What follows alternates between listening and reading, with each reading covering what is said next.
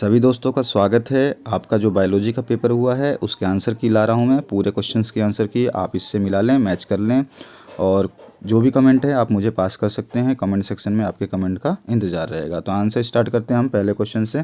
तो पहले क्वेश्चन में आंसर था आपका, एक पुष्प में 4 चक्र होते हैं, बाह्य दलपुंज, दलपुंज, उसके बाद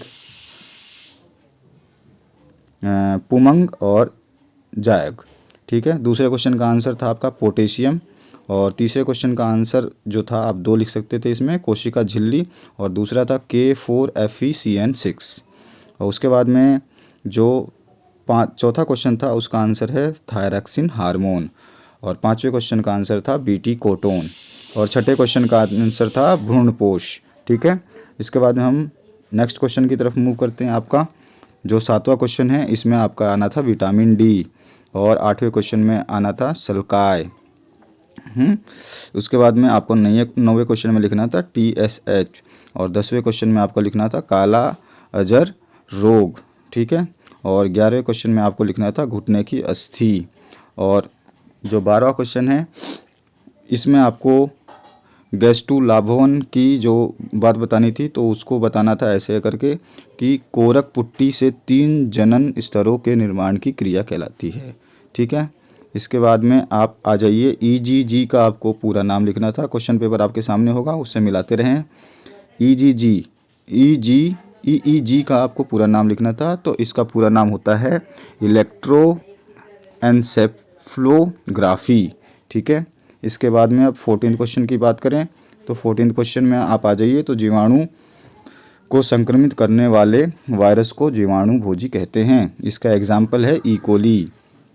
उसके बाद में आपको मध्य चक्र और आवर्त चक्र में दो अंतर बताने थे। तो पहला, आप मध्य चक्र में 2 क्वेश्चन ऑप्शंस लिख सकते हैं, यह अधिकांश मादा स्तनियों में पाया जाता है। और इसका दूसरा लिख सकते हैं, इस चक्र के अंत में रुधिर का स्राव होता है। और दूसरे में जस्ट अपोजिट हो जाएगा, अलग हो जाएगा। दूसरे में जो होगा आपका, इसमें केवल मानव एवं हाइमेनेस मादा स्तनियों में पाया जाता है, और इस चक्र के अंत में रुधिर का स्राव नहीं होता है। फिर उसके बाद में आपको बतानी थी मधुमक्खी की प्रजाति या जाति, उसका नाम था एपिस इंडिका। और इसके बाद में आपको बताना था कि ये जो मधुमक्खी के जो 2 पालन उपकरणों के नाम, तो उसका उपकरणों का नाम है क्या, आपने जो लिखा है वो भी सही होगा, और मैंने 2 लिखे हैं, टोपी खोलने का चाकू और रबड़ के दस्ताने। उसके बाद में आ जाइए आप 17 क्वेश्चन पे। तो इसमें प्रतिखंड लंबाई बहुरूपता चित्रण RFLP का आपको बताना था कि ये क्या होता है। तो ये तो बहुत इंपॉर्टेंट क्वेश्चन था, आपने ज़रूर लिख दिया होगा इसको। और इसका एक उपयोग बताना था। तो उपयोग था इसका विभिन्न जातियों या प्रभेदों के आपसी संबंध निर्धारित करना। उसके बाद में आपको बताना था जैवनाशी वह जैविक कारक जिसका उपयोग कीटों, खरपतवारों और रोग कारकों को नष्ट करने के लिए किया जाता है, जैवनाशी कहलाते हैं। ठीक है। बीटी का उपयोग जैवनाशी के रूप में किया जाता है, ये बताना था।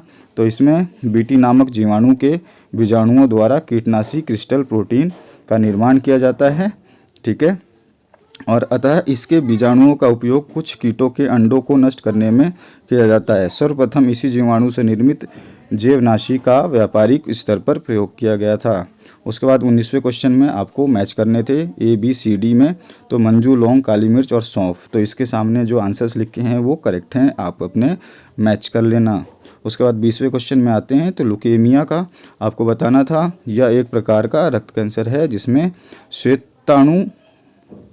श्वेताणुओं का अनियंत्रित उत्पादन होने लगता है। और उसके बाद में दूसरा आपको बताना था हाई ब्लड प्रेशर, उच्च रक्तचाप। ये क्या होता है, रक्त जो बंद नलिकाओं में बहता है, तो रक्त के द्वारा उन नलिकाओं पर प्रेशर डाला जाता है या दबाव डाला जाता है, उसी को उच्च रक्तचाप कहते हैं। और ये कई बीमारियों का कारण भी देता है। ठीक है। कई बीमारियों का कारण भी होता है इससे। इसके बाद में आप आ जाइए 20 नंबर 1 क्वेश्चन पे। इस पद्धति के अनुसार क्रियाधार के नाम के अंत में ASE प्रत्यय लगा करके एंजाइम का नाम लिखा जाता है जो इस क्रियाधार पर आक्रमण करता है। ASE जरूर लगाते हैं, ये अगर आपने लिखा है तो आप बिल्कुल सही हैं। उसके बाद में आपको बताना था माँ को हलचल का अनुभव कब होता है, तो उस प्रक्रिया को क्या कहते हैं।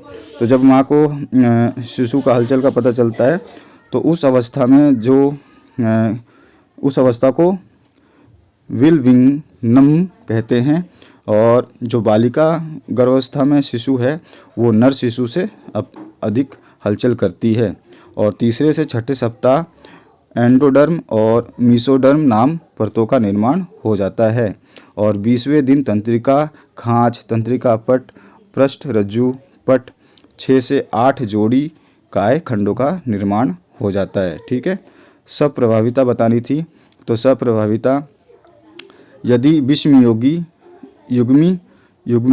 युग्मजी अवस्था में किसी एलील के दोनों रूप अपने आप को प्रकट करने में सक्षम है तो यह प्रक्रिया सहप्रभाविता कहलाती है। ये था इसका आंसर।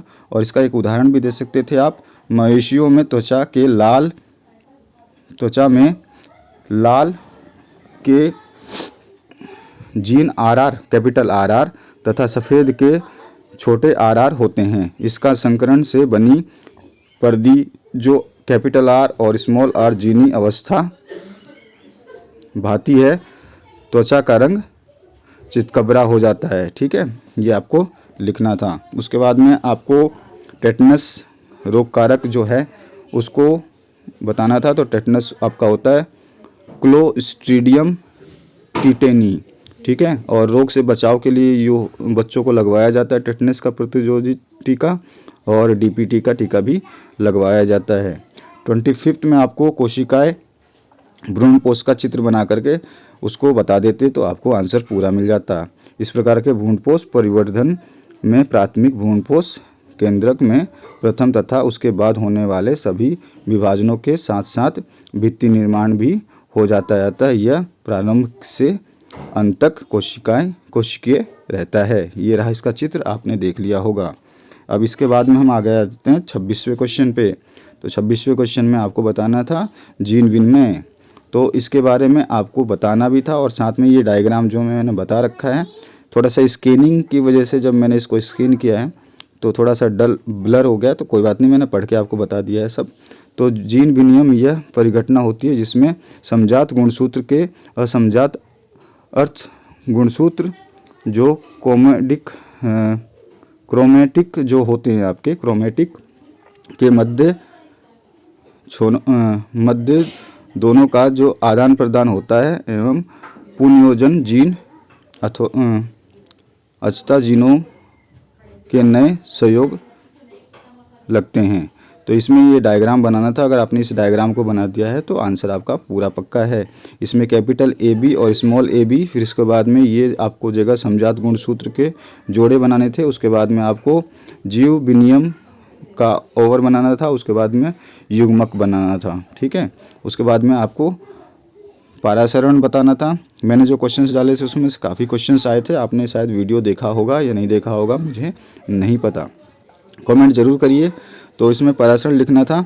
तो इस प्रकार अर्धपरागय झिल्ली द्वारा केवल विलायक के अणुओं का विसरण परासरण कहलाता है। अर्थात परासरण वह क्रिया है जिसमें अर्धपरागमय झिल्ली द्वारा पृथक किए गए विभिन्न सांद्रता वाले दो घोलों में विलायक के अणुओं का विसरण कम सरलता वाले घोल की ओर होता है। ठीक है, तो ये आपका आंसर था। इसके बाद में आप इसको चित्र के हिसाब से भी बता सकते थे। ठीक है, तो चित्र द्वारा जो आप है इसको प्रसारित कर सकते थे और शर्करा घोल आ जाता है इसमें आपका, और थिलसिक आ जाता, फिर जल के साथ में इसका डायग्राम ऐसा कुछ बनाना था आबा में।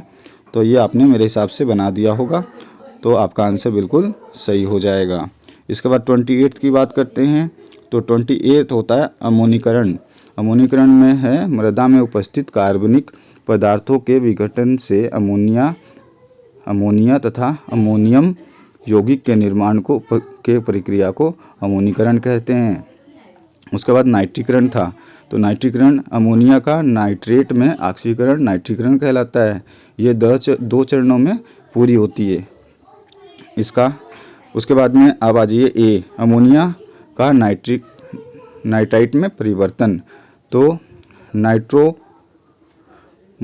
जीवाणु की उपस्थिति में अमोनिया ऑक्सीकृत होकर नाइट्राइट में परिवर्तित हो जाती है। अगर इसका इक्वेशन लिखें तो 2NH3 प्लस 3O2 लिख करके इसको आपको नाइट्रोनस करके और नाइट्रोनस की प्रेजेंस में 2NO3 प्लस 2H2O प्लस ऊर्जा बन जाती।